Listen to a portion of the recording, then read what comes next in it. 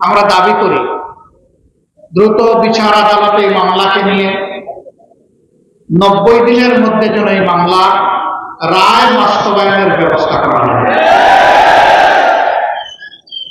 আমরা এই সমস্ত ধর্ষক এবং খুনের সর্বোচ্চ বিচার দাবি করছি, শাস্তি দাবি করছি। এ পরিবারটা এখন চলবে কিভাবে? গরিবের সংসার হলেও তারা সুখে ছিল, তারা কারো কাছে হাত পাতত না, কিন্তু পরিবারের উপার্জন করা একমাত্র ব্যক্তিটি খুন হওয়ার কারণে, নিহত হওয়ার কারণে এই পরিবারের এখন কোনো অবলম্বন নেই।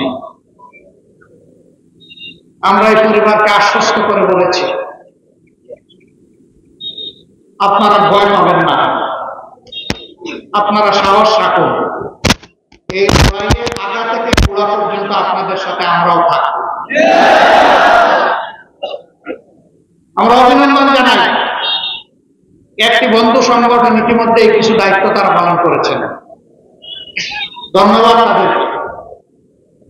এবং তাদের